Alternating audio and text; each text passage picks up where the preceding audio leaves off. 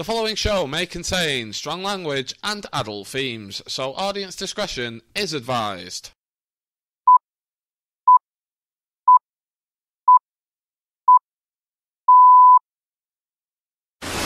Hello and welcome to the Hot Potato Show with me, David Allum, and my good friend Craig. We're here to digest, discuss and debate the week's top stories in this brand new podcast show. So, first of all, I'd like to welcome my good friend Craig. Hi mate, you okay? Yeah, not too bad. We're going to be doing this show, hopefully, every week. We're going to discuss and probably argue a lot about the week's top stories, have a rant about them, and just generally give our views and opinions. They are just opinions, it is not facts, so don't get wound up if you disagree with us. We have set up some social media channels, and one of the things that I think both me and Craig are agreed on is that we would love for our listeners to get involved and to tell us what they think about what we're discussing, tell us whether we're two complete idiots, and just give us some feedback on the show. So to do that, you can get in touch with us on Twitter. Our Twitter handle is @HotPotatoShow. We're on Facebook at www.facebook.com/The Hot Potato Show. If you're listening to this on iTunes, we have a YouTube channel, and that is Hot Potato. And we have an email address. Feel free to drop us a line at thehotpotatoshow@gmail.com. So we've basically, the general format of the show is we're just going to hit each of the main stories that we've sort of seen or just generally dominated the news that week, and we'll just discuss it from there. So, but before we begin, Craig, have you had an interesting week this week? How's your week been? It's not been too bad. It's obviously the first week back after Christmas and everything, so it's a bit manic. But something that's really annoying me at the minute, you know, is every single roundabout that I seem to go to when I'm working, there's people out indicating. So it's like they'll be turning left, I'm at the next exit, I don't have a clue if they're turning left. So I'm waiting there like an idiot, people behind me, and they're just turning left. It looks like I'm not the one who don't know how to drive, and it's really them. Do you get road rage when people do that? Yeah, I admit I do. It's more often than not anyway. Because I can't actually remember being out with you in the car that much. I think I've only ever been in the car like twice, maybe 3 times when you've been driving, and I've not really noticed it. Yeah, usually we used to be out in Landy's car a lot, didn't we? Yeah. That's an inside joke. I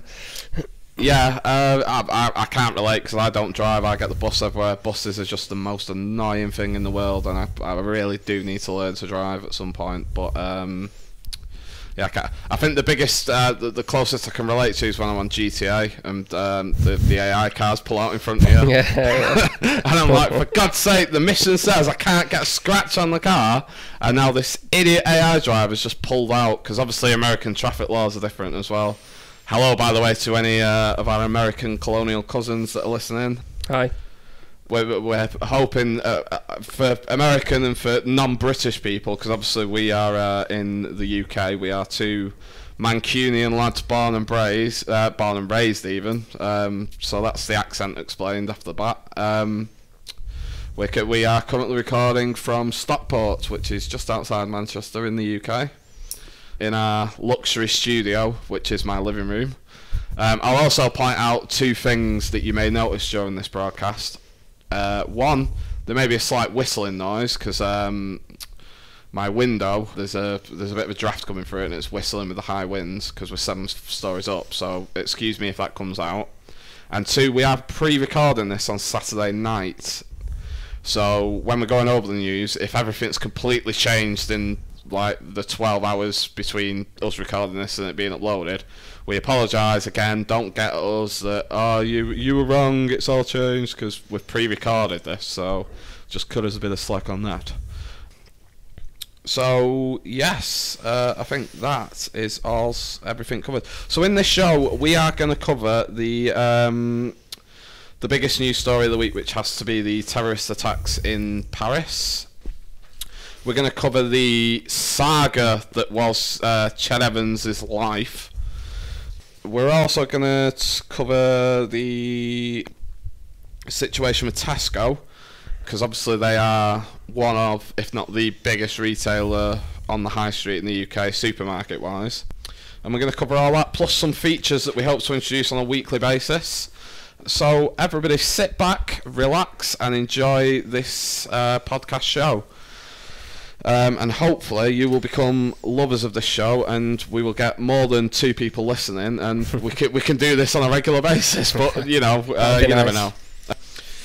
So there's only one story we can really start with this week, and that's the decline of our national country parks in the UK and the decline in green space. No, I'm only kidding. In all seriousness, though, the top story this week was obviously the terrorist attacks that took place in Paris and the surrounding area. So 3 days of terror that killed 17 people across Paris. Just to give some background on the information, at 11:30 am local time on Wednesday, 2 masked men, later to be identified as Sharif and Syed Karachi, stormed into the offices of Charlie Hebdo, which is a satirical magazine newspaper in France. They stormed into the offices and shot the editor, Stéphane Carbonnier, his police guard, and 9 other members of staff. They then left the offices and went on an escape, ran into police. A police officer was wounded, and then I think a lot of us saw the images of one of the brothers going up to the injured police officer and shooting him heartlessly in the head, and he became the 12th victim. They then left the Paris area, we believe, and on Thursday the manhunt began for them, during which at 8:45 local time a 3rd gunman shot 2 people in the Paris area. One of them was, I suppose, luckily injured. The other one was a policewoman who was shot dead. Unfortunately, she was only 13 days into her job as well. Then on Friday, we all awoke to the news that the gunman had been located after overnight them holding up service stations for fuel and food. They were chased across the highway in pictures that were shown on all our screens. Eventually they were cornered in the French town of Dammartin-en-Goulier, which is 22 miles away from Paris. They held themselves up in a printing firm on an industrial estate, where they took 1 man hostage. The police obviously surrounded the area, and then a siege situation began. While this was ongoing, a second siege began at a kosher supermarket in the district of Port-en-Vincent in East Paris. This was the gunman that shot the policewoman in Paris on Thursday. It's later been revealed. The gunman took 19 hostages, and the police again began a siege of the supermarket. After hours of standoff between the police and the various assailants, a shootout began in Dammartin. The Karachi brothers reportedly left the printing firm building and commenced shooting at the police officers surrounding the building. They were taken out by French police. At the same time, almost simultaneously, the shootout began at the supermarket. Police stormed the supermarket using flashbangs and other tactical equipment. They shot dead the gunman. 4 hostages were unfortunately found dead. At first there was some confusion as to whether or not they'd been killed in the crossfire, but it appears reports are saying that they were killed prior to the police storming. 2 police officers were injured and 15 of the hostages were rescued.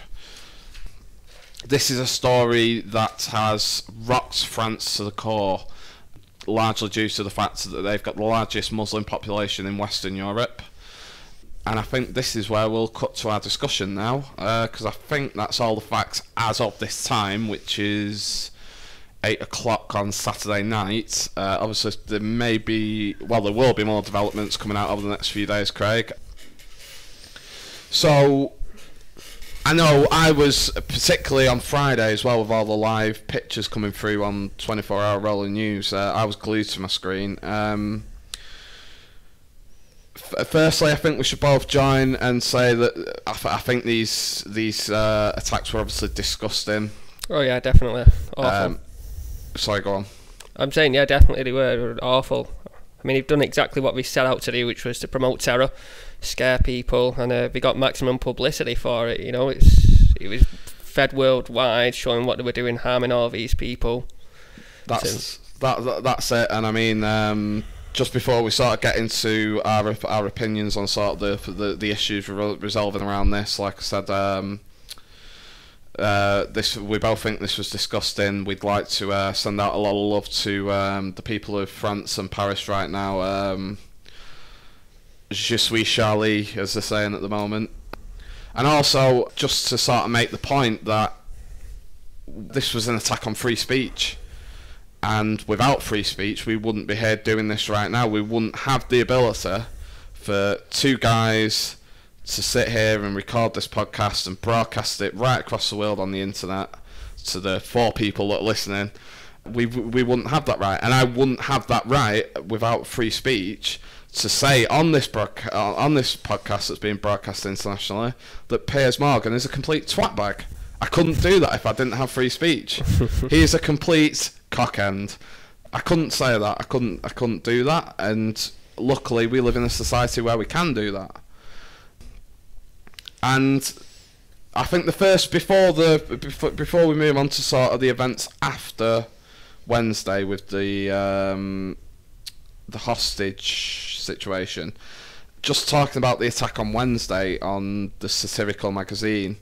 Obviously, it's been tied that the Charlie Hebdo offices and organisation had been threatened. They've been firebombed because of the cartoon drawing of the Prophet Muhammad. Whether you feel that's right or wrong, in fact, do you feel that's right or wrong, Craig? Should people be allowed to draw this Prophet Muhammad even though it's against the Islamic religion? Well, it's a tough subject, and I mean, there's nothing legally to say that we can't, but morally, I think it was maybe a bad decision to draw it. It was going to offend a lot of people. It's like if I went to a war memorial now, or walked around anywhere in Manchester, started drawing a swastika everywhere, you know, it's going to offend a lot of people. I can do it. It's not necessarily illegal. I think it actually is illegal. Is it? Yeah, I think there is still laws. Sort of, it might just be in Germany actually. Laws about depicting Nazi symbols and Nazi stuff like that. I might be wrong. Maybe someone can clarify. Well, I suppose you get the point that I'm making. You know. Well, this is the thing though. And it's interesting you said that, because I was watching BBC News just before you got here, sort of half on and off it, and you said they have the right to do it with the rights of free speech, but maybe they shouldn't have because it could have offended a lot of people. The whole right to free speech thing is you have to have the right to offend people, or you haven't got free speech. Obviously, it's the old adage: you can never please everyone all of the time. You've got to be able to offend people. Well, even if you're not necessarily meaning to do it, but some people obviously do it for comedic value, as was witnessed by the Piers Morgan Fan Appreciation Society, who've just heard my words. Yeah. But you've got to have that right. Whether it's is there really a moral issue there? I definitely think there is. Yeah, I mean, you know, there's a lot of that's a prophet. You know, this is the person who we've all looked up to, and people are drawing a cartoon of him, more or less taking a mick. I mean, I've seen the picture of it. You know, if it was my prophet, I'd be offended by looking at it. I'd be annoyed. Yeah, but I mean, come on. It's not like.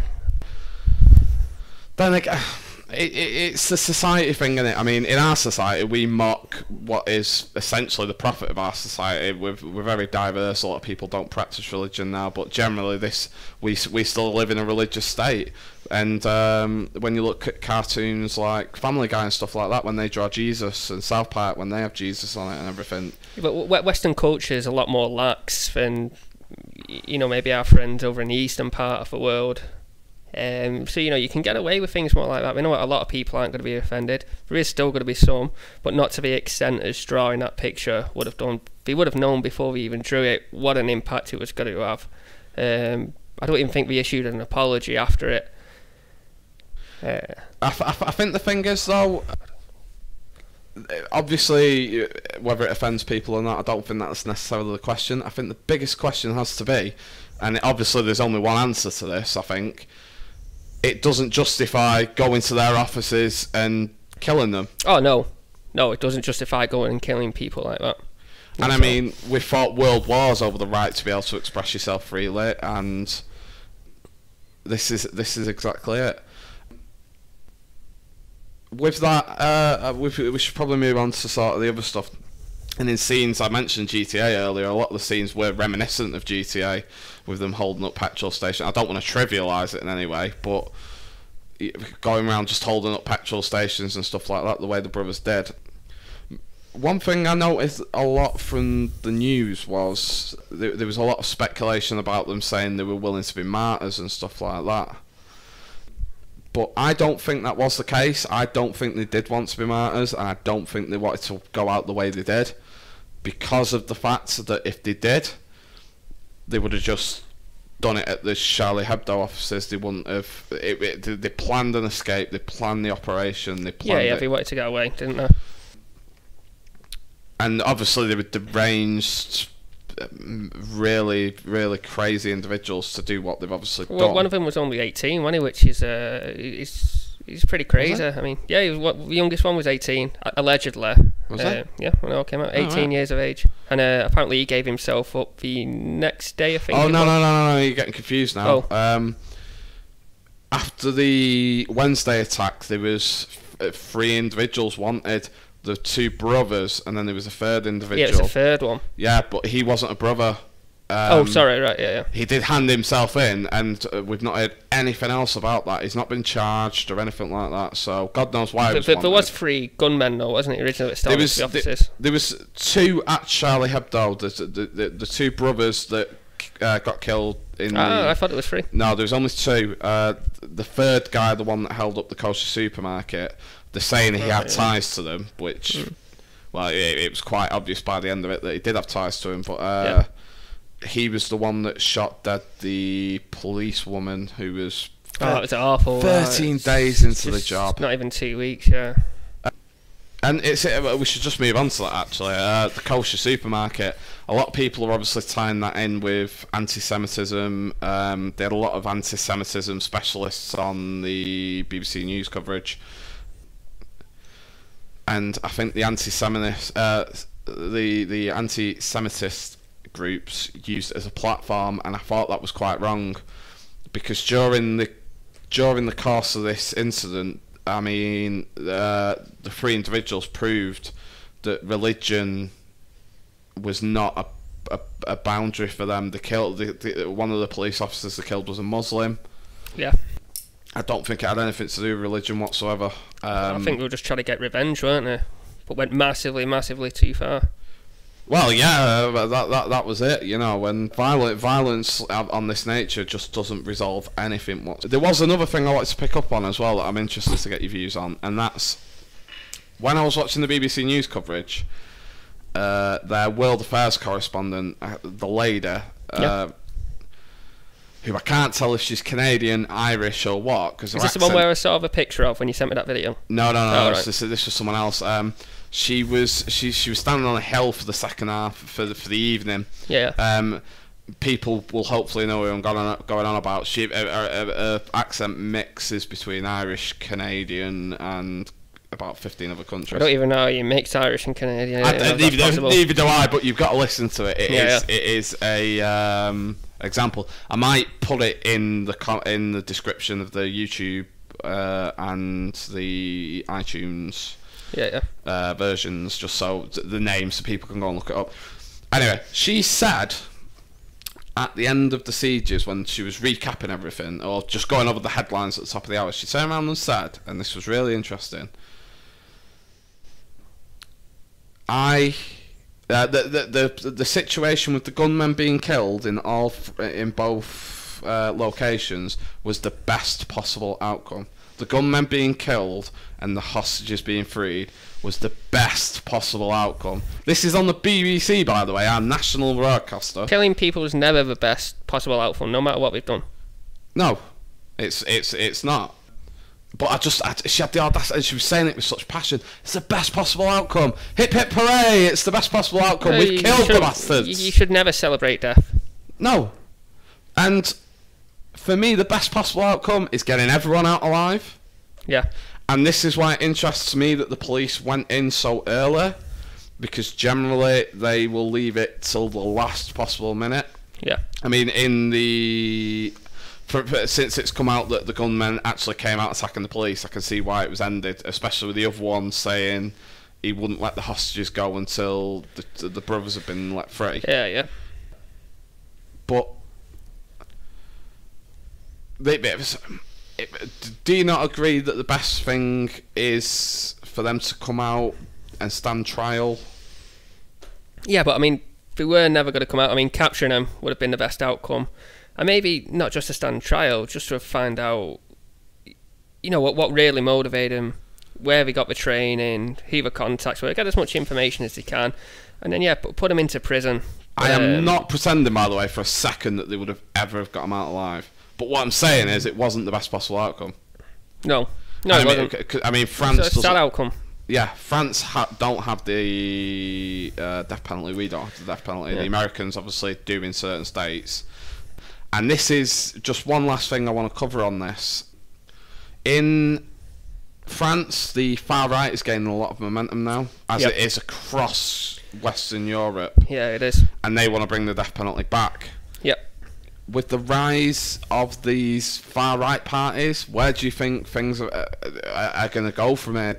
Are we going to end up with some serious far right governments? Are we talking across Europe or nationally in the UK?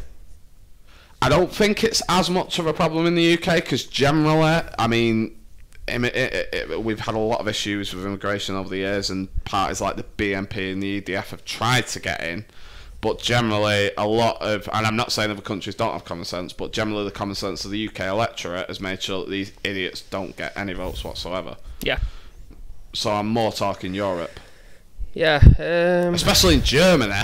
Yeah, well, they've been having rallies, haven't they? Yeah, they've been having rallies, and I mean, the last thing we probably want is for a far-right organisation to be in power in Germany.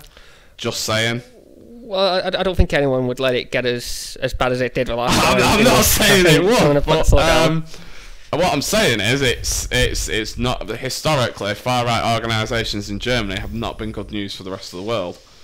Yeah, I mean, I'm a big believer in, we've already discussed free speech, also free religion, freedom to do a lot of the things, really. Obviously, crime has to come with punishment, but I like to think we're in the 21st century now.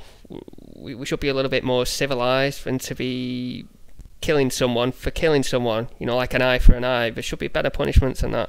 Try and figure out what makes these people tick. Try and make sure these things don't happen again.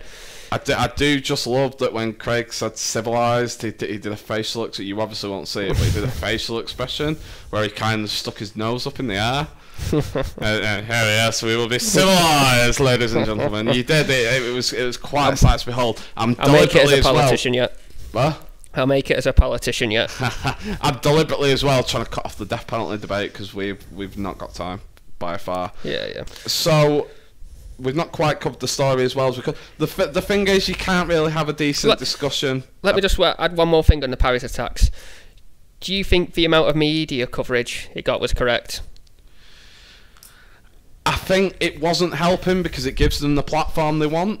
Exactly. But at the same time, in this age of technology and camera phones and 24-hour rolling news, it is impossible. And also, it's the rubbernecking syndrome. It's what we've all deeply got instilled inside us. Like when you see a crash on the side of the road and everyone slows down to have a look. That's what 24-hour news is nowadays. It's watching these events unfold before us. In the past, you only got a 15-minute. But I wonder if a lot of these people, I mean, this is why it would have been better to capture them, if it would be as motivated, if any of you weren't going to have a wide audience, if it was just going to be, the local population in the area, you'd find out about it. But they had a world platform. The entire world saw what they were doing. They saw why they were doing it. It was promoting what they were doing. I think you would get that regardless, just because of the fact that you were always going to have a world audience with something as horrific as this. And, I mean, you can compare it to before we had 24-hour news and the IRA. It still got world attention. I mean, the Americans and everything, they all got involved in it. It was terrorism because they knew there was strike. And I also think that 24-hour news does have its place just because it allows people to be more informed of what's going on. Yeah. I mean, at the same time, I honestly watched the whole thing on 24-hour news. I was sat there watching the whole thing, doing other things, but I watched straight through. I couldn't take my eyes off it because you have that thing of if something happens and I miss it. Yeah. And also because I was doing this and I wanted to have as much information as possible. And I was going to say something I've forgotten. Yes, that was it. One quick note on the sideline is I noticed the difference in coverage from the Australian siege that happened in December and the one here. The French police were a lot more on top of making sure the media got nowhere near, whereas in Australia they had a cameraman right at the door and we saw everything. And I mean, BBC News and Sky News cut this off at a certain point, but I was watching the Australian feed and you could see when they were bringing injured hostages out, it wasn't censored. Yeah, I did find it interesting, the difference. See, it's pretty bad that we were showing such graphic images like that. You know, it could have been kids watching. Should it not have been like after it's 8 p.m. or 9 p.m. Watershed? It was 2 a.m. in the morning Australian time, and the British media, because the British media are really squeamish for our international friends. They will not show anything. A lot of the stuff you see on your news, we don't see on ours. It's not censorship. They won't show the images. Yeah, we're not like North Korea or anything. Yeah, not yet anyway. They're very PC about making sure that nothing like that's shown. It was 2 a.m. in Australia, I should point out. It was about 5 a.m. our time, but it was about 2 a.m. over there. But yeah, that was just an interesting note. It's still a good point to bring up. It's interesting. It is. I will just apologise. We've not covered this quite sort of on the story and more the issues surrounding the story.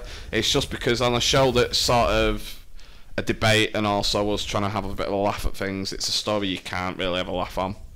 Yeah, it's a very serious issue. Other than reporting the facts and then discussing the issues around it, there's not really much else we could go into. Yeah. But we are now going to change the subject because we've gone way over on that one and it will probably get cut down in the edit. Okay, so we're going to move on now to the Ched Evans saga, the Ched Evans trilogy. Maybe that's what the next Star Wars films are going to be. The next three Star Wars Ched films. Evans circus show. If he tries for one more club, we could have a trilogy. Yeah. The saga.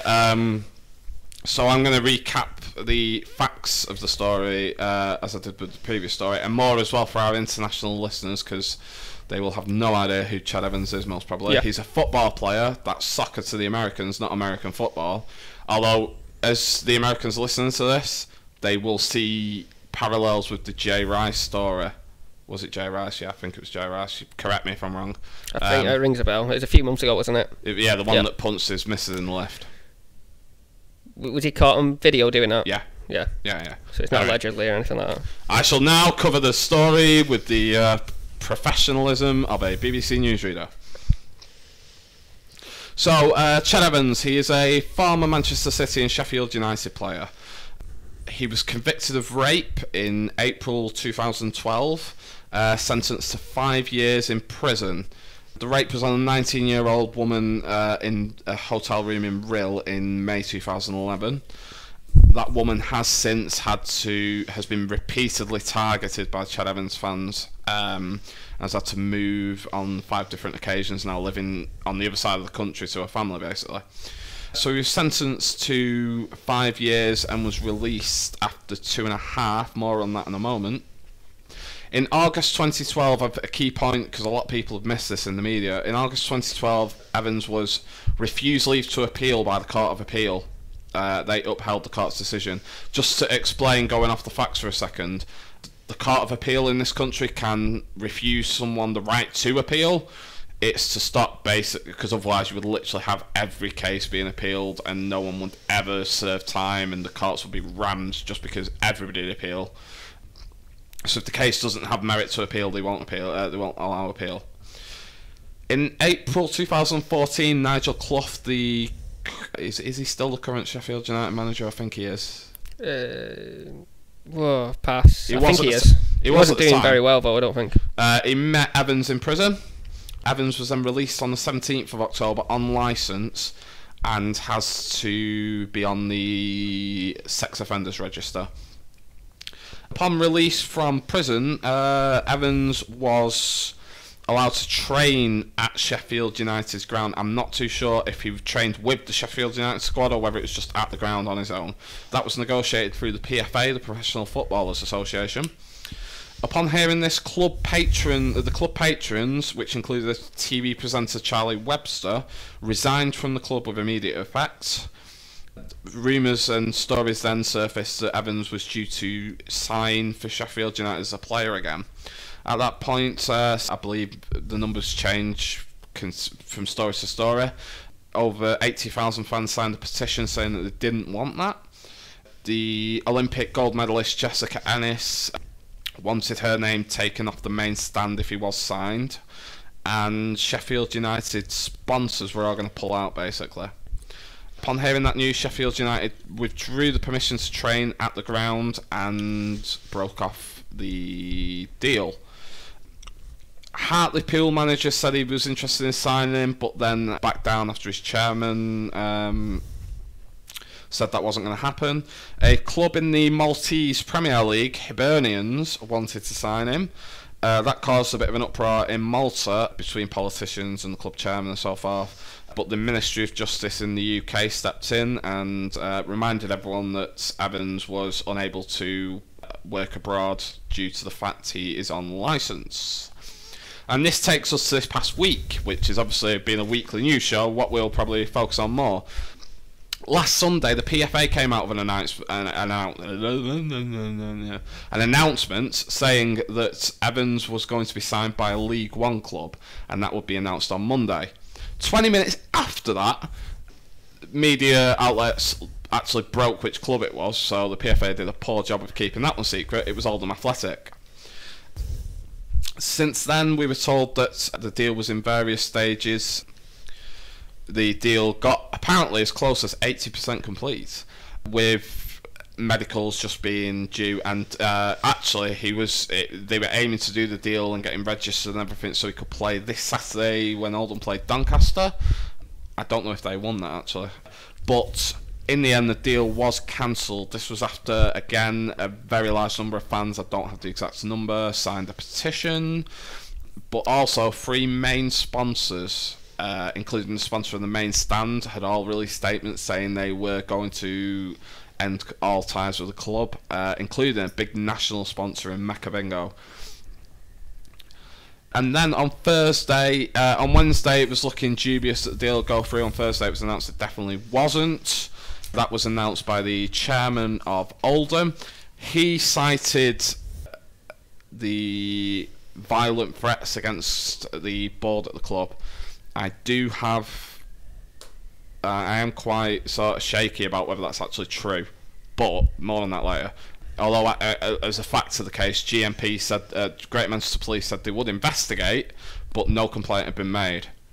Take from that what you will. So the deal was announced. Ched Evans then made a statement in which he didn't apologise to anyone.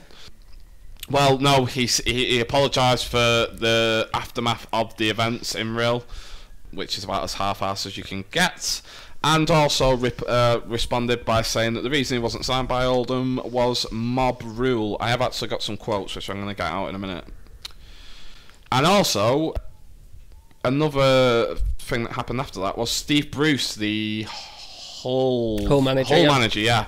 Steve Bruce, who I didn't know was a QC, Craig. QC? Yes, Queen's Counsel. I didn't know he was really? a barrister. No, he's not.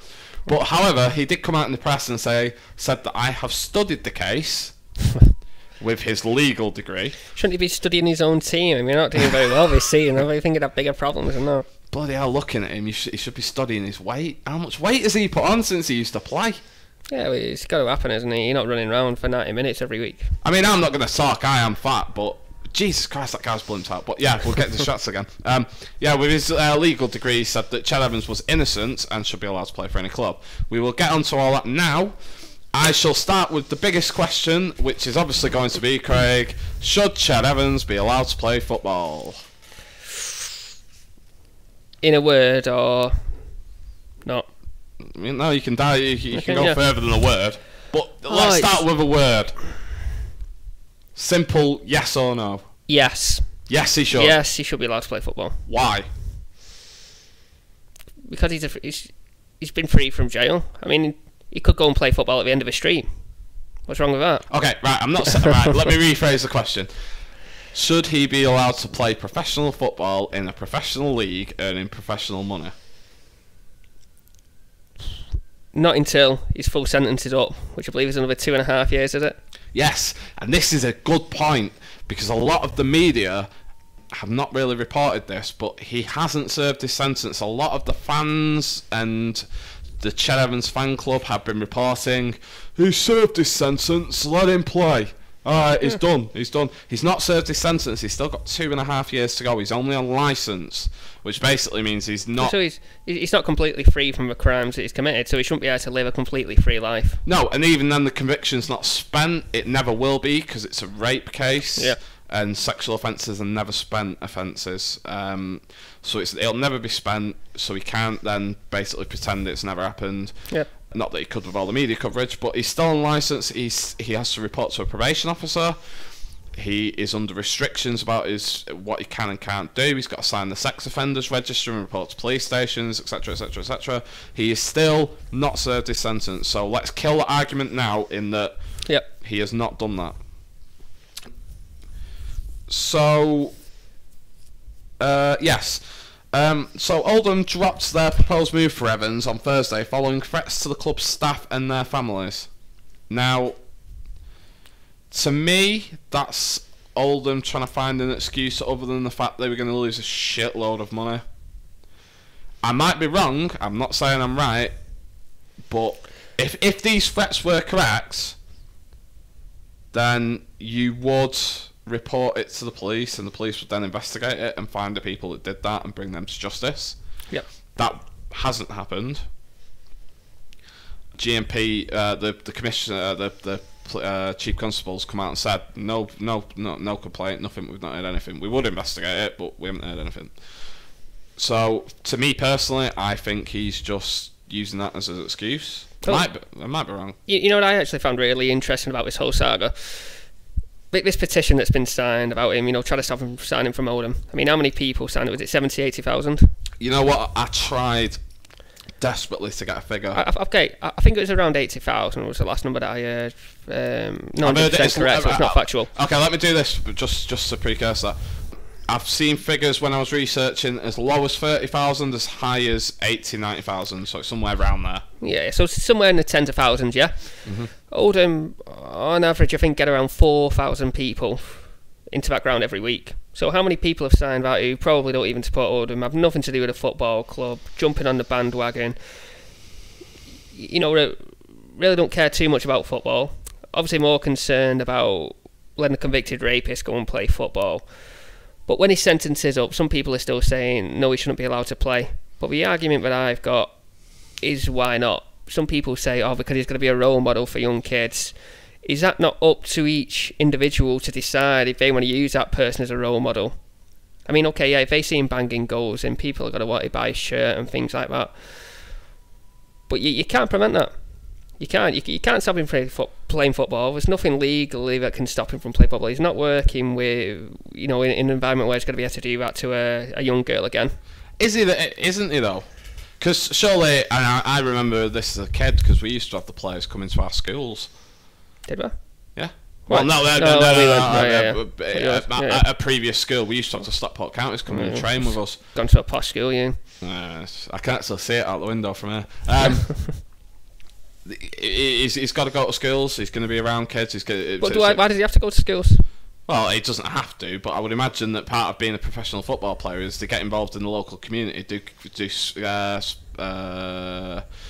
sponsorship engagements with the sponsors of the club.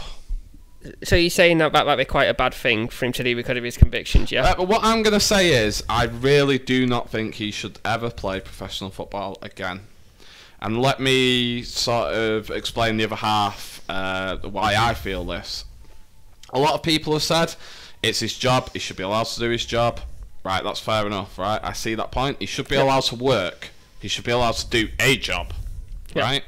However, playing professional football is not necessarily a job per se. You get paid to do it, yeah, I understand that. It's a privilege. It's every single schoolboy in this country, ever was, ever will be, has always wanted to be a professional footballer, to get paid tons of money to go and play football. Yep.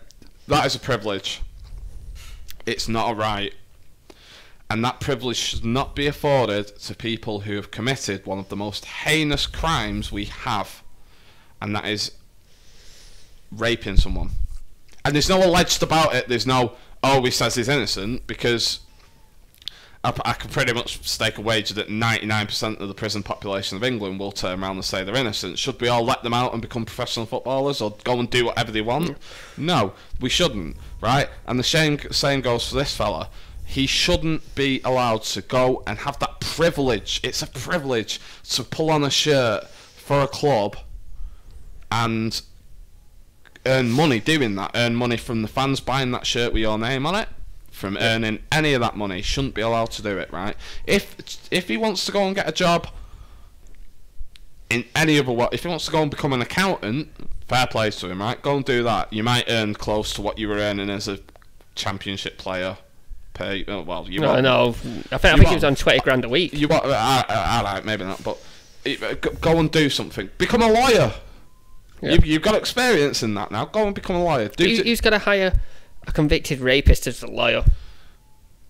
Exactly. Probably if you got off, then maybe. But no, you're right. But he shouldn't be allowed to do it. It's a privilege. It's not his job. Okay.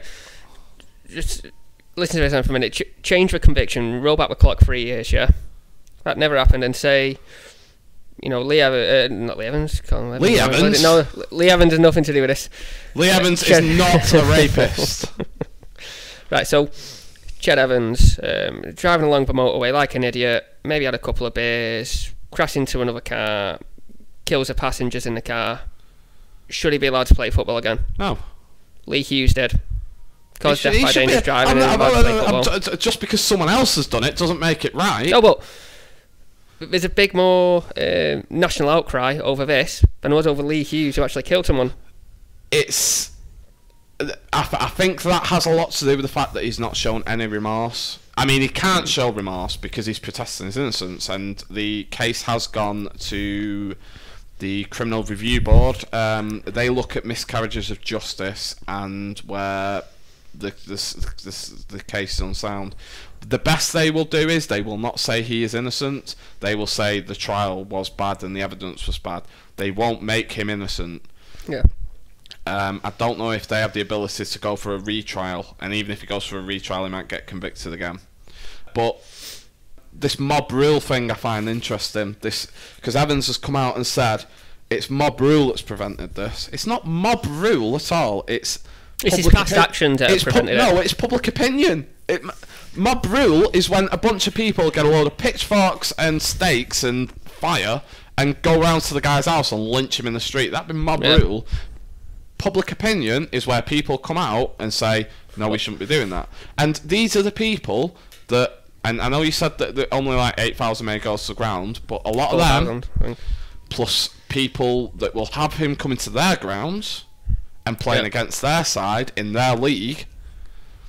And it's not even that football's the national game. We all pay money indirectly in one way or another, whether it's through the companies that sponsor them, for all them people that play at Mecca Bingo. They might not want Mecca Bingo being associated with that, with him, with that crime. I think in the grand scheme of things, it affects a lot of people, and everyone's allowed to have an opinion, as we are demonstrating right now. I think he's come out with a mob rule thing.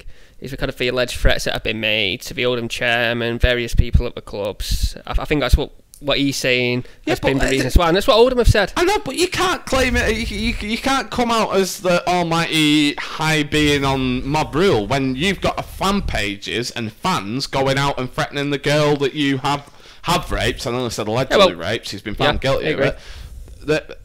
You can't then turn around and go, oh well, the mob rule have stopped me from playing football. Right. When his mob are going out and actually trying to kill and make this poor girl's life a misery. And yeah, he can't really say it, but I'm just trying to say I can understand why he said it to an extent. I mean, he is a bit of a hypocrite for what he's done. I mean, the act that he did, if he really did it, it's barbaric. It's horrific. No, he did really do it. It's been proven. I think he is going to appeal it still. I feel so sorry for that girl. He can't appeal it though. This is the thing. I thought he said he was. No, it's gone to right. He tried to appeal it. It went to the Court of Appeal, which is one of the highest courts in this land. A judge reviewed the case and said that the case was sound and upheld the original court's decision. That means he is guilty. He did rape that girl. As far as everything else is concerned, legally, the second you're found guilty, you did that. And that is fact. He is a rapist.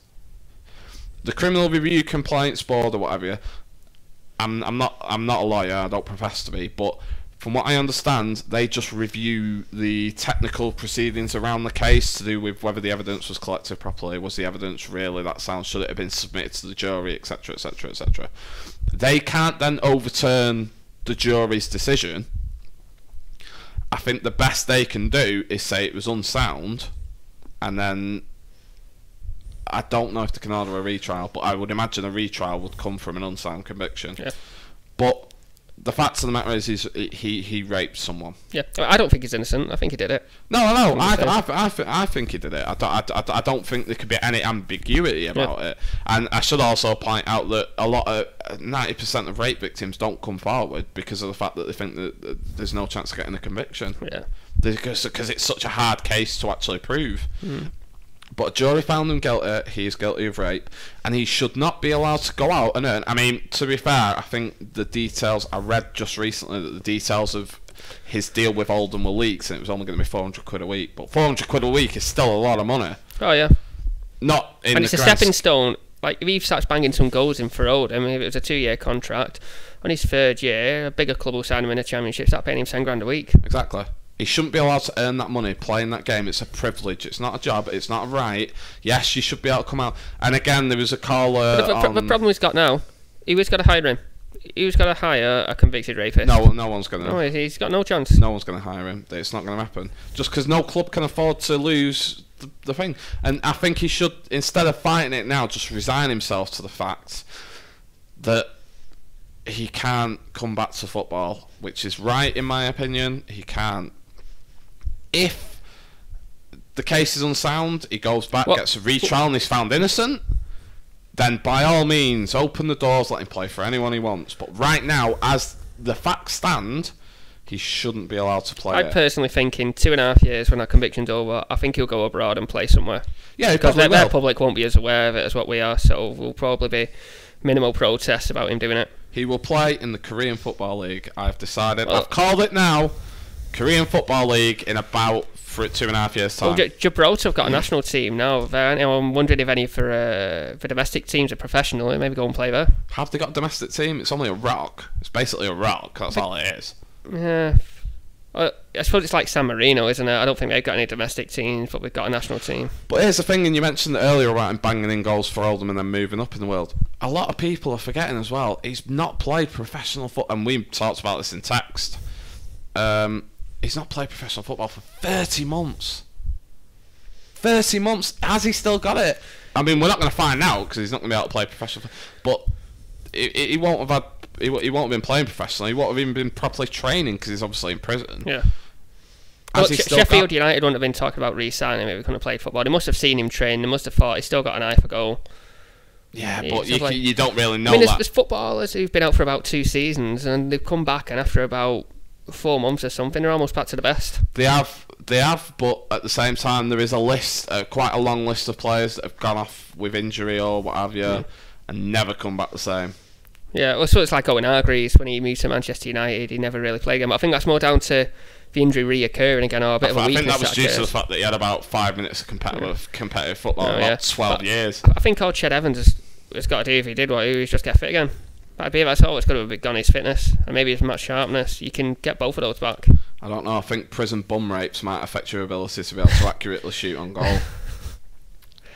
We're not saying that happened to Ched Evans in prison, by the way. It's just it may or may not have happened in prison. No, I don't think it has. But look, it's not a case we can really joke about. It was a horrific case, and it is a taboo subject, and it has been covered to death by the media. So maybe it's time for us to move on. No, I want to just quickly. Go on. Well, we don't do anything quickly, but I do just want to cover Steve Bruce because I've got the quotes, and this was hilarious. Let me just find it. Hull City boss Steve Bruce has questioned the conviction of rapist Ched Evans and says the footballers should be given the chance to play again. Yada yada yada. It might be upsetting. This is a quote from Bruce, by the way. I might be upsetting people, but there is a question of rape and how he's been convicted by a jury. When you look at the evidence, it is there for appeal. What? Steve Bruce can accurately read all the evidence and decide that there's an appeal? It's absolutely crazy, isn't it? Like I said, he should be focusing more on his own team. I just don't understand that. I don't know. He may have a legal background. I don't think he has, though. Where was the other one that was interesting? No, I think he's made a schoolboy error coming out in his press conference. I don't think he was advised very well by coming out and supporting Oldham for doing it. I mean, a lot of the other clubs, top clubs, you've got Chelsea, they refuse to even talk about it, and I think that's the best way to do. Oh, there we go. Upset anyone. It is divided opinion, of course, but when you look at the case in detail, as I have, and I don't think most people have really, because they have just seen Ched Evans as a convicted rapist, which he is. Yep. But when you look at the case and the evidence, and certainly Ched has got a case. If Steve Bruce thinks he's got a case and it does go to a retrial, I reckon Steve Bruce is the man to be his lawyer. Because clearly he thinks he's got a case. He did then also go on to say that he spoke to the Oldham chairman. I'm a big believer that if you've done your time, you've done your time. That's it. In one hand, he's saying, I've reviewed the evidence with my legal knowledge, and I say he can appeal. On the other hand, I still don't realise that he has not actually served his sentence. So yeah. Steve Bruce has null and voided his own advice in one sentence. So thank you for that, Steve Bruce. So yeah, you may have your own views on this.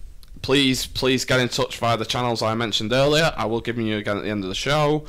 Should Ched Evans be allowed to replay football? I would imagine that if people do actually listen to this, that we will get quite a reply on this particular subject. Let us know, because we are planning to next week use some of the comments and use some of your replies in some features that we'll do, and we've got planned once we've got some people commenting back. So please do discuss back with us, because we will use your comments and so forth. That was the Ched Evans thing. Let's move on. We're going to move on now to the Tesco restructuring. Yes. Mainly because this is quite big news for the UK that's been drowned out a lot by everything else that's been going on. For those that don't know, Tesco is our equivalent of probably Walmart in terms of size. They are the biggest supermarket chain in the UK. They have been a high street institution for decades. So the way they're changing is quite interesting. I'll give you some background. That Tesco have announced a massive plan to sort out their business.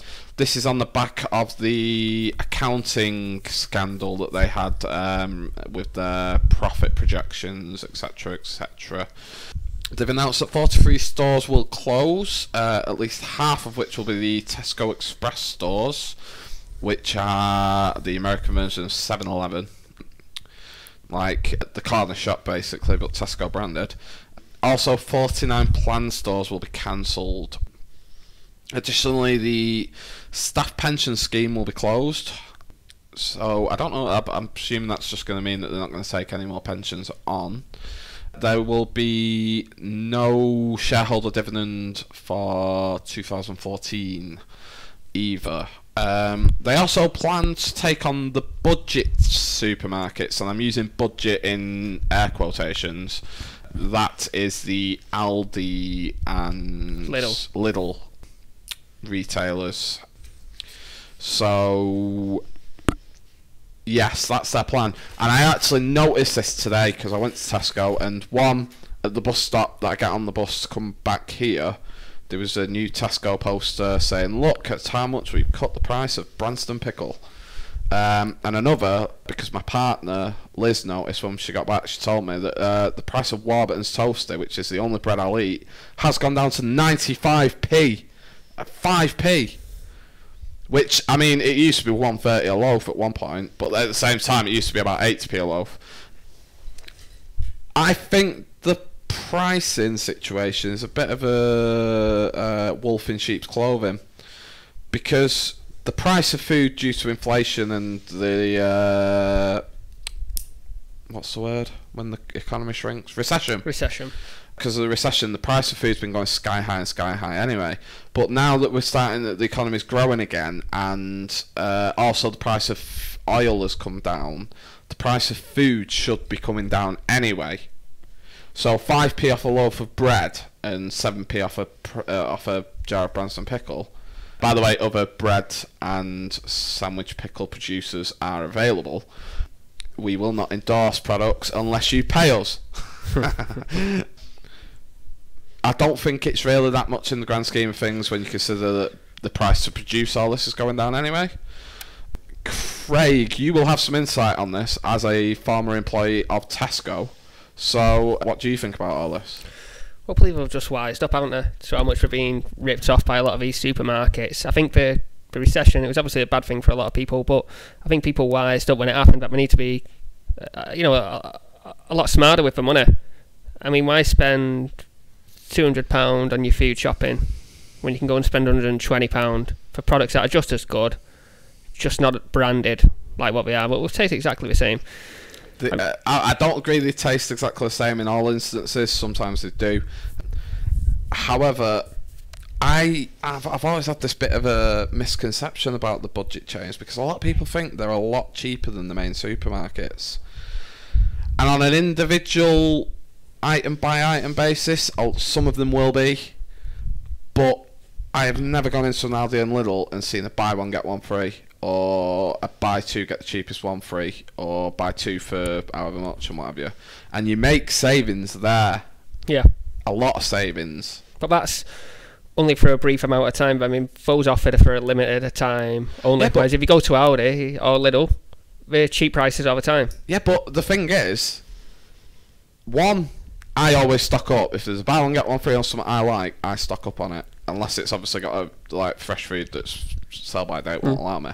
So if they've got 2 for 1 on Walkers, I'll go and buy 4, 5, 6 packs of Walkers, and then they're in my cupboard for 2 months, which is fine. I mean, there's a massive, you will see it in the kitchen, there's a massive box of Walkers when that was on sale. Well, I think the most expensive part of people's shopping bills, for normal people, is the fruit and veg and fresh food. It's mega expensive. I mean, I went to Aldi last week. What did I think I bought a few cucumbers, some peppers, things like that. I think the cucumbers were, please don't quote me on this price, it's not official, I'm sure they were about 69, no, I think they were 49p. And then I went to Tesco the same day, exactly the same size cucumber, 69p. Now, it doesn't sound that much, you know what I mean, when you just name it like that, but if that's on every single item, it's soon going to add up. I mean, 10 items, that's £2. Yeah. The problem is as well, there's been a really big murkying of the waters with the price promises that pretty much every supermarket's doing now, where they offer to be cheaper than their nearest competitor. Yeah. That is a mind fuck. It really is, because the terms and conditions are different. They only compare certain items. Some of them compare all of them. Asda say they're 10% cheaper. Tesco say they'll match the prices. Morrison say they'll be cheaper than anyone by 1,000,000% because they're desperate for customers. Yep. It's a mind fuck, and you can't. honestly compare prices from one supermarket to another. And as a consumer, you don't know if it's true or not because you can't physically. Well, you could, but it'll take an awful lot of time to check every single one of your items to make sure that it is the same price, and you're not due one of these little receipts that says you are owed £3.81. You know what? Actually, generally, it's only about 20p, which is irrelevant. But when I did my Christmas food shopping on Christmas Eve, I was skillful and went at 2 a.m. Oh, yeah. to avoid all the crowds, which backfired because the supermarket had nothing in. They were still restocking. But I thought I was a genius for going at 2 a.m. on Christmas Eve morning to the 24-hour Tesco because it's the closest, and I shop at Tesco, but other supermarkets are available. Yeah, I got a receipt off my Christmas shopping for about £4. They were £4 more expensive. Yeah. Reason why I said £3.81 a minute ago, I've got one in my wallet right now for £3.81. Yeah, generally it's only about 20-30p when we go, but I was quite shocked. I think with a lot of it swings and roundabouts. I mean, I'm here saying Aldi's probably the cheaper overall, but you've got to remember with Tesco, you get vouchers through the post for your club card points. Yeah, yes. So you are getting something back. Also, it's worth noting that Aldi don't accept certain credit cards. Now, a lot of credit cards you get cash back. I buy everything on my credit card because at the minute I get 5% cash back. So I still go to Tesco. Don't mention the name of the credit card. No. You're coming across as an advertising, huh? Yeah, no. So I get 5% back on that at Tesco anyway, as well as my vouchers. So it still does work out cheaper for me to go to Tesco. But the reason why other retailers might not take it is because you have to pay a higher premium to be a member of that certain credit card. So we won't take it on. You're giving it away. I'm not giving it away. Just by saying that, I know who it is. Right. Well, I know who it is because everyone told does. Me, but that's over. I've not named anything like that. But if anyone has guessed it, other credit cards are available. Yeah, and if a YouTube ad comes up for one of the other ones, then sorry. But yeah, I see your point. I think it's a complete minefield these days shopping because offers aren't offers. They offer something like this is a good example of this actually. Just before Christmas, I went to go and buy my daughter a tricycle. She's 18 months old. In the end, we didn't get it because someone got something similar. I went into Tesco on the Saturday. I'm naming and shaming you now, Tesco, especially when I went in and you didn't give a damn when I complained about it. They had one of the yellow sale thingamajigs, and it said the tricycle was reduced from £19 to £16. Yep. So obviously I bought it. That and the one I was going to buy was out of stock at the shop I was going to buy it from. So I bought it. When I got it home, it was in a bit of a bad condition, but the box and everything, but I wasn't that bothered about it. I went into Tesco 2 days later, and I was down the aisle that the trike was on, and it was still in stock. They'd restocked it all, actually. Yep. But then it was off sale at £15. And I was furious, I can tell you. I was absolutely annoyed. Because you've offered it me on sale at £16 and now it's off sale and it's £15. How does that work? So it's dearer when it's on sale? Yeah. I mean, it was £19 at one point. Yeah. Basically, I have a feeling that Tesco and other supermarket prices just turn around and go, let's throw this dartboard. All right, yeah, we'll sell it for £18 this week. But they're just tricking consumers into buying things, thinking you're getting a good deal, and really you're not. Yeah, that's it. A deal isn't necessarily a deal. Yeah. But the interesting thing was Tesco's reaction, because I went in with the trike, and I mean, I was going to return. Originally, I was going to return it and buy a different one elsewhere. Yeah. And then I didn't get one anyway, but I was taking it back to Tesco on the principle. I was like, you are not having my £16 when you are going to try and rip me off like that. I will go elsewhere. I don't care if that's the cheapest tricycle. I am not going to let you have it. So I went in and I asked to speak to the manager. And at first she wouldn't let me speak to the manager until I explained the whole story in depth. So then the manager eventually came down and she went, well, you don't set the prices. Do you want your quid? Do you want the quid difference? I was like, well, principle. Well, one, surely you should be a bit more bothered because I'm fairly sure there's a trading standards offence there. And two, no, I don't want the bloody quid. I don't want the difference. I want all my money back. I am not buying this from you because you have ripped me off. Yep. She wasn't bothered. She just went, fine, do the return. And then off she went to go and show some workmen somewhere. She was completely not bothered, not apologetic. She is a representative of Tesco. She is Tesco, as far as you're concerned. She should be acting like it. She was a high-up manager as well. I saw her on the badge. Did you get her name? I think I actually wrote the name down, but I'm not going to say it. You can't name and shame this person. I would be naming. I'd be saying it to everyone now. I'm not going to, for legal reasons. Okay. Oh, shame on you, whoever you are. You should be ashamed of yourself. Yes, shame on you, female manager at Stockport Tesco Extra. I will go that far. I think there's more than one female manager, so that'll be alright. Yeah, so, yeah, shame on you. And shame on Tesco. Yeah. Because obviously she doesn't set the prices, but I was more pissed off that she wasn't bothered about it. Anyway, so this is the thing, right? You can't take on the budget chains. Who can take on anyone when you don't know what anything costs, because everyone just throws the prices out left, right and centre? Yeah. I am a really good shopper. This is why I do the food shopping in our house, because my partner is useless. She will just pick things up off the shelf, not bother what it costs or anything. Whereas I'll look at things. You go into Tesco and there's like 4 different types of banana. They're all essentially the same, but they're all packaged up differently and they all cost different amounts. I will stand there and I will work out the price per 100 grams to work out which one's actually the cheapest. Because you'll have something that's cheaper, but you'll be getting like 300 grams less than what you're getting for paying 20 extra. So I am a savvy shopper, and even I am still confused to hell. So how you can take on anyone, how you can compare anyone's prices, is beyond me. It is just a mind fuck. It's a swindle. It's a great British swindle, this. It really is. Yeah. And like I said, 5p off when you're trying to discount everything is not really 5p off. No. It is not. 100% agree with you. It's just not. I don't really know where Tesco are actually going to go from here, because being the biggest supermarket chain in the country, for you to make cutbacks, you've got to make a lot of cutbacks. I mean, there is literally Tesco stores being thrown up everywhere, which I think there was one built near my mother-in-law's recently, and that thing is huge. You know what the interesting thing is? What? Might not be the case anymore, but I know when I was working at Tesco. Yes, I was waiting for the insider secrets. Come on, Craig. The workers at Aldi get paid more than the workers at Tesco. Now, how does that work? If you're saying, or other papers say that Aldi is the cheapest supermarket, how can you afford to be the cheapest supermarket when their employees are on the higher wages? What's happening? I can answer this. Go on. And I know this because I read someone's autobiography. I can't remember whose it was, but they worked in one of these discount chains and they explained it. They get paid more because they have hardly any staff on there. They have like 3 or 4 staff and they're expected to do everything in the store. So they're expected to clean, they're expected to restock, and they're expected to run on the tills. It seems to work well, so why don't Tesco just do that now? Drop all the prices. They are doing that though now.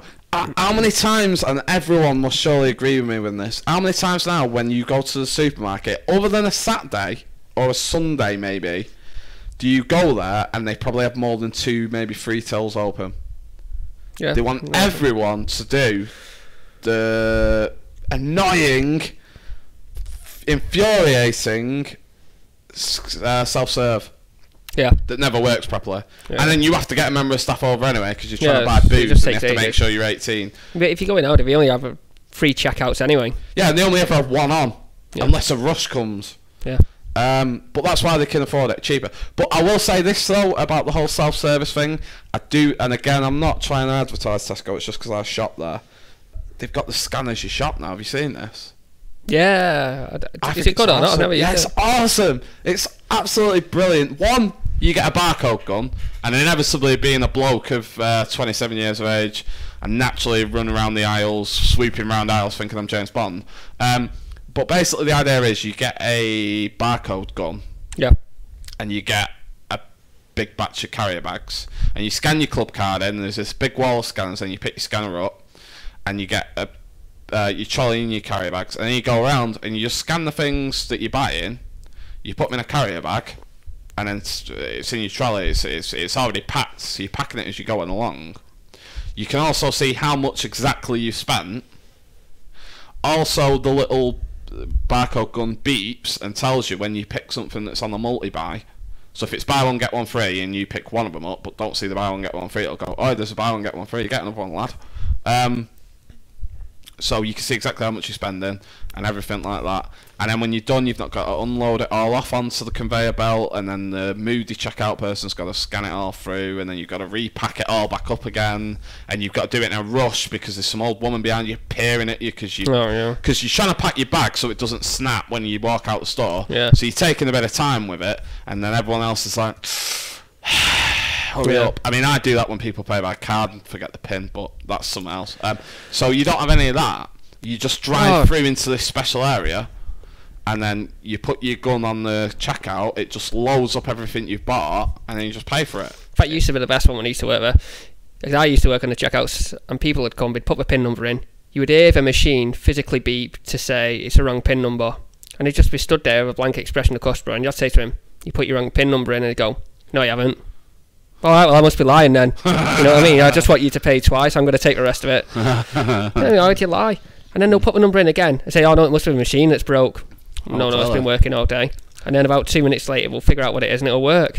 I don't get. They don't apologise. I don't get how anyone forgets the PIN. I think it's easy to do if you use multiple cards and you've all got different pins across them. But here's another one for you. Who doesn't change the default PIN? Me, I don't. Really? No, I keep the same one. Am I the only one that does that? First thing I do when I get a new card for anything is I will take it to a cash machine and I will change the PIN to the one I use for all of them. See, I don't want to use all of my PIN numbers in case someone gets hold of one number. They've not got access to all of my money. To be fair, I've got fuck all to rob, so it wouldn't matter. But at the same time, I've had the same PIN code for 9 years. It's easy to remember. 1, 2, 3, 4. Yeah. And I change it straight away to something that I know I'll remember, right? I think I've got PIN codes for different ones that do different things, but they're all things that I know I remember, and I can't get them mixed up. I know exactly what it is. But it is one for you. Going back to the topic of supermarkets, can you open the plastic bags that they give you? I cannot open them. There's a technique. You worked in a supermarket, how do you not? No, listen. I worked there, and it was absolutely easy to do. I used to look at people going, like, how can you not even do that? Like some idiot guy or something, thinking it's the easiest thing to do ever. But no, I'm one of them. I can't do it. I was there at the self-service checkout for about 5 minutes. I had to ask for an assistant to open a bag for me.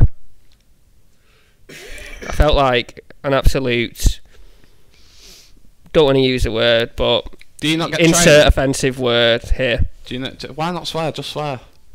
No, it wasn't a swear word or something people might find offensive, so I'm not going to say it. People don't find swear words that offensive, and I felt like a retard. There is explicit tags at on the relevant upload channels. Yeah, I felt like a retard, spasmong, whatever you want to call.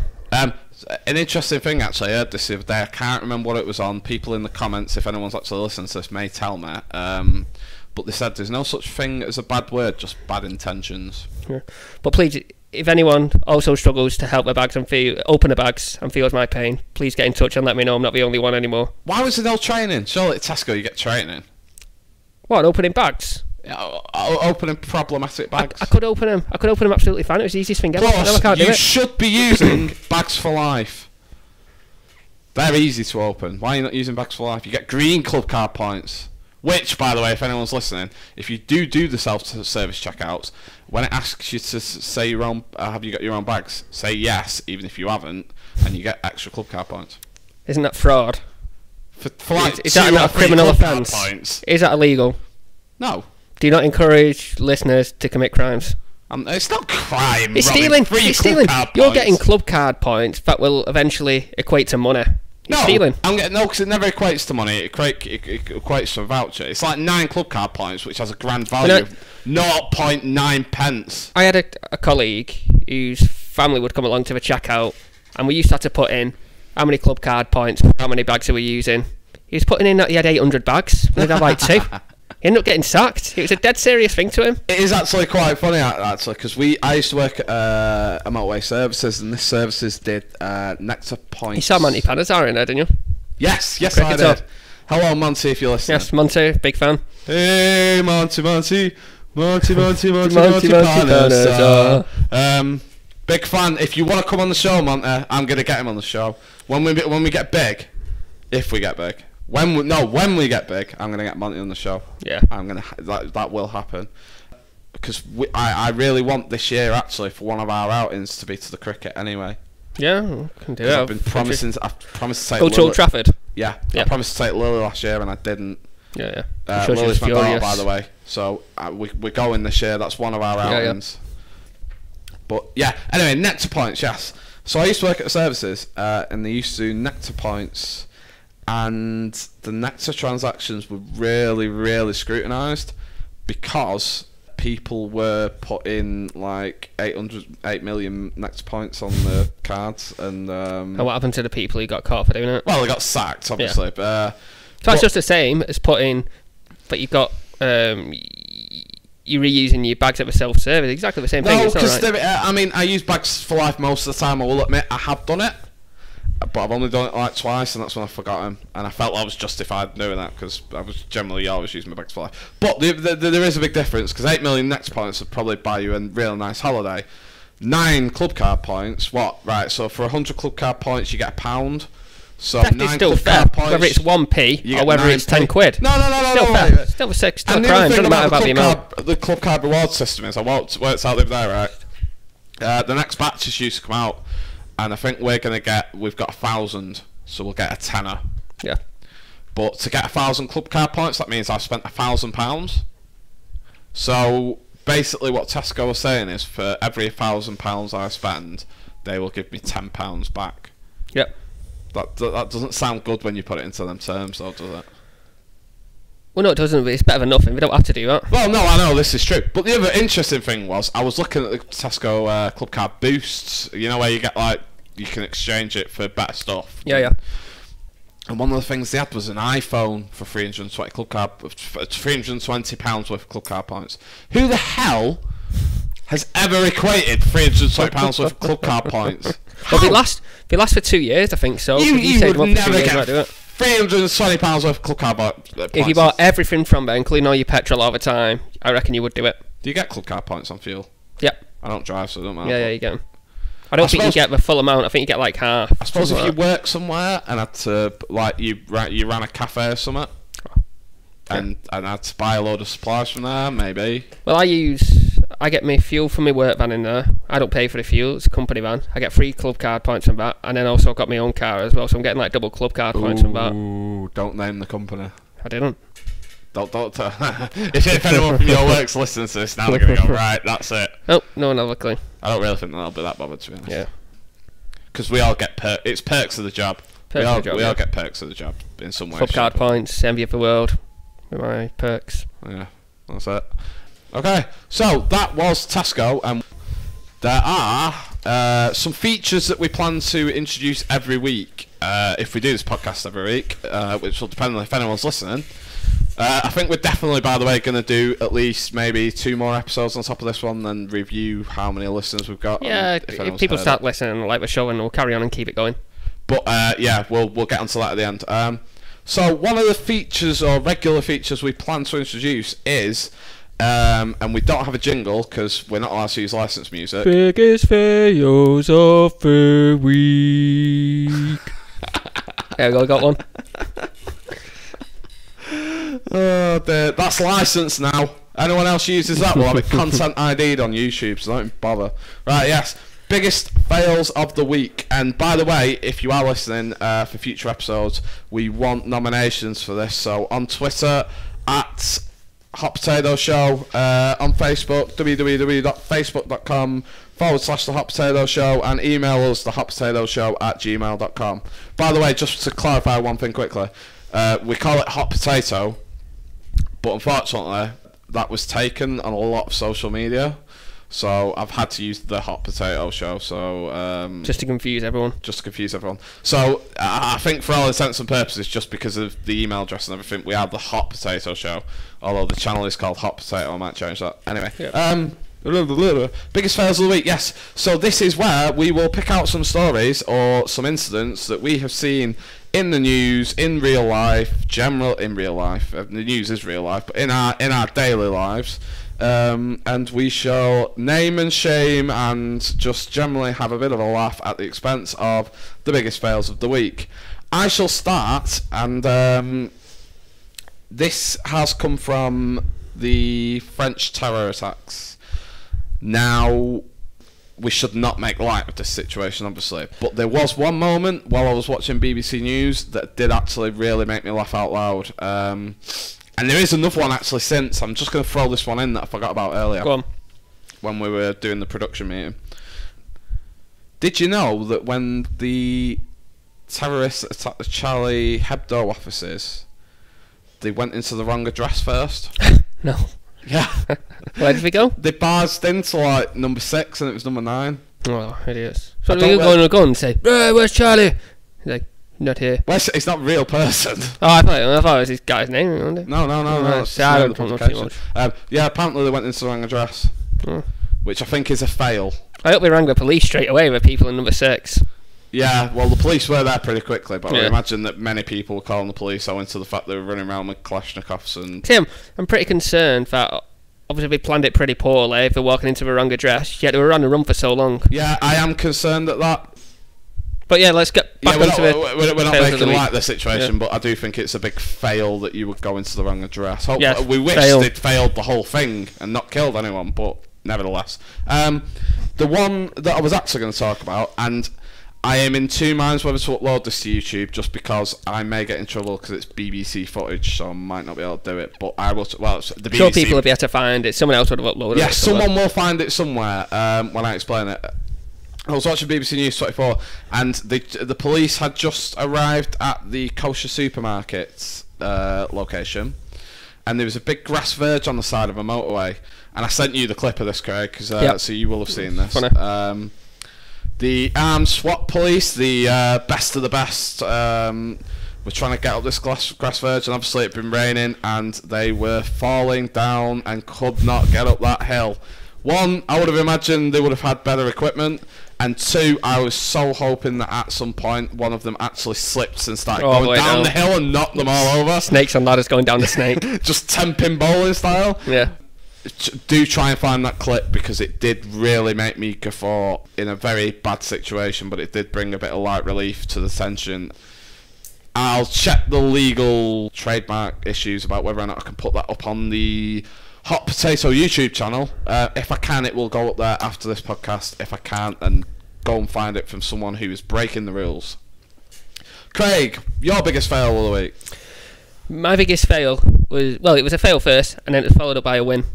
What it was the Miami Dolphins football player over in America. He was in his boat, and he had it set on autopilot, so he could go chill out, have a walk around the boat. Boat would just carry on going forward. It's like cruise control in your car. It would just carry on. He's actually fell off the boat.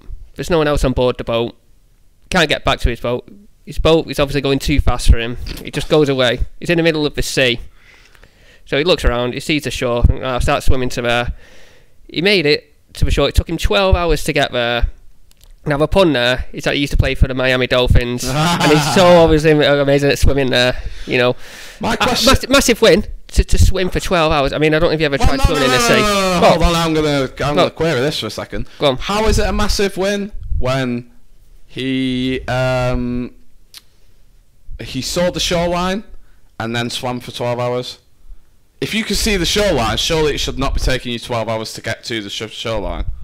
Well, I'm only speculating that he started the shoreline because he knew which direction to swim in. Okay. Well, that's you putting unfounded details into the story. I apologise. It's my first day. If it took you 12 hours, you must be miles out. I don't know if you ever tried swimming in the sea. It's really difficult. It's not like swimming in a pool. No, if you've got the currents, if you think currents are going to be coming out. I hate the sea. Yeah, it's really difficult. For 12 hours, for the amount of fitness you must have to get back. So, it was a massive fail for falling off his boat while it was on autopilot. Obviously, if he wouldn't have made it back to the shore, it would have been a massive tragedy and a really sad story. But because he made it back, he can make a bit of a light on it. And it was an amazing win to be able to swim for 12 hours straight and get back to the shore. Yes, it was. Wow. I didn't know boats had autopilot. I think that's pretty cool. Yeah, it's cool. Yeah. Also, no, that was last week, wasn't it? Never mind. I'd like to know what happened to his boat, actually. Is it still out there in the middle somewhere, just going on its own? Is it going to, just crash into somewhere? I'd like to think, since it was America, that it's strayed round to China. And now they're really panicking. North Korea! Imagine North Korea right now! There is an unmanned They're attacking us! Well, yeah, that was the biggest fail of... They were biggest fails of the week. I can't think of any more.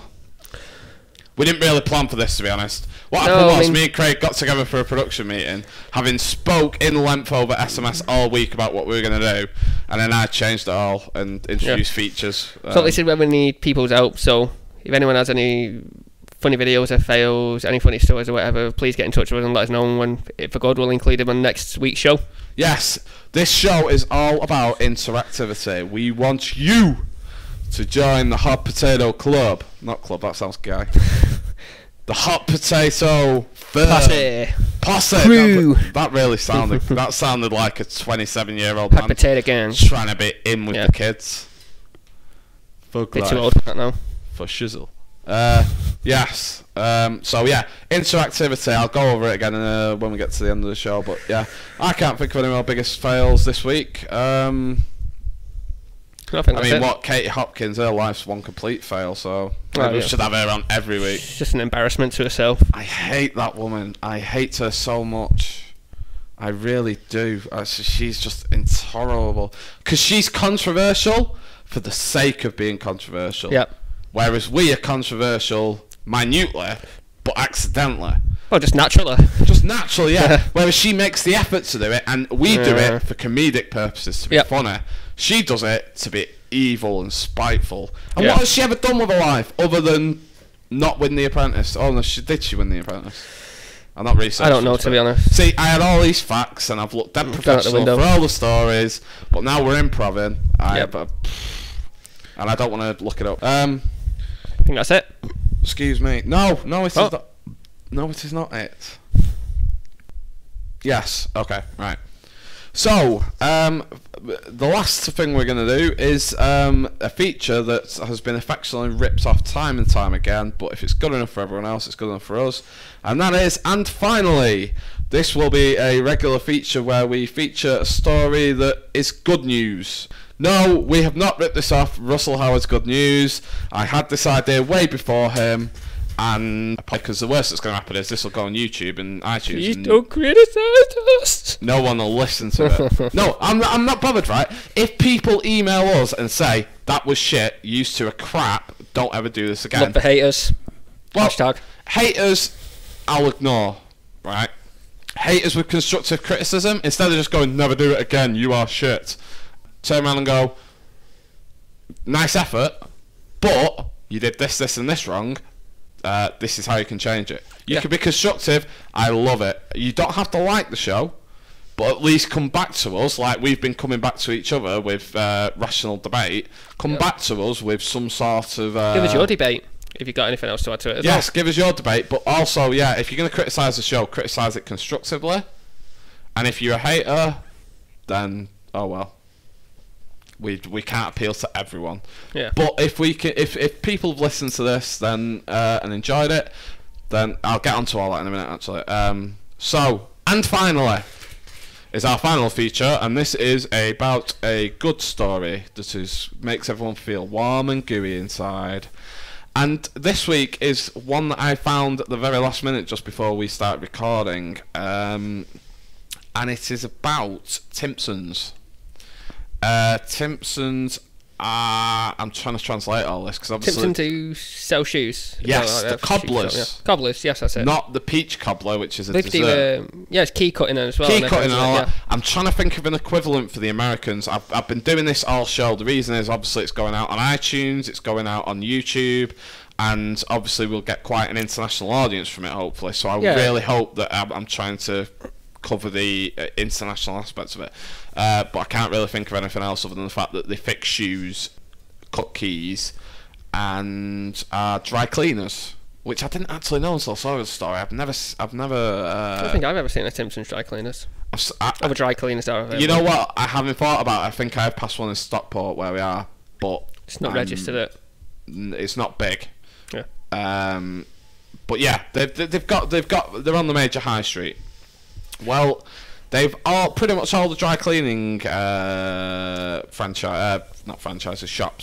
and also the CEO on Twitter have come out with an advertisement saying that if you are unemployed and if you have an interview, you can take your interview outfit, suit or dress or whatever, clown costume, I probably wouldn't turn up to an interview in a clown costume actually, unless it is for the position of clown. Whatever you're going into for your interview, they will dry clean it for free, which I think is an epic thing. Yeah, fantastic.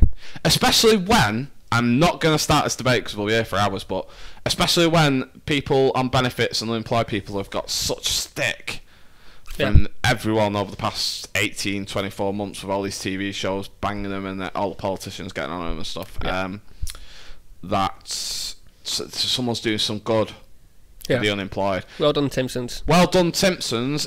You can find them on social media. I believe a lot of the press have started covering this story recently.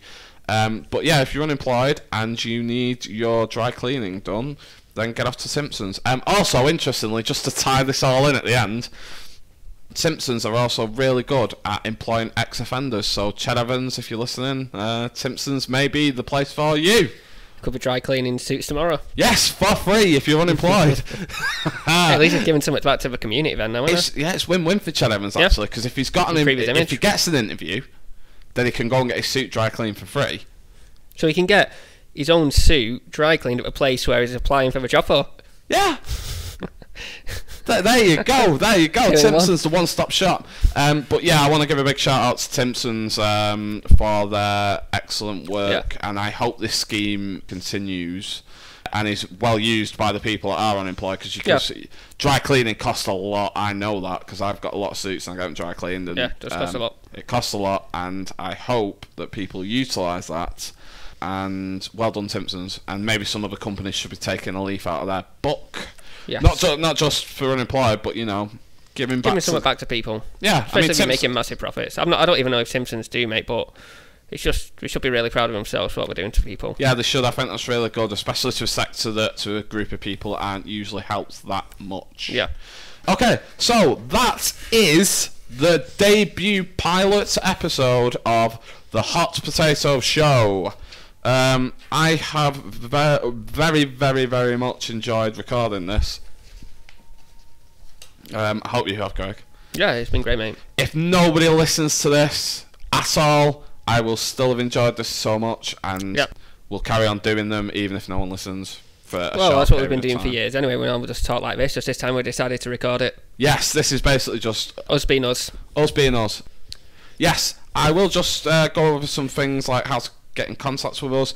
If things take off with this, we already have ideas for things we are going to do. Big plans. We have big plans, but we require people to subscribe, to like us, follow us, share us. But most importantly, subscribe on YouTube and subscribe on the iTunes store, because you will then get our episodes as soon as we release them. We are hoping, touch wood, fingers crossed, that we will always get an episode out once a week. Whether we end up doing that live in this studio setting like we're doing now, or if we can't get together over Skype.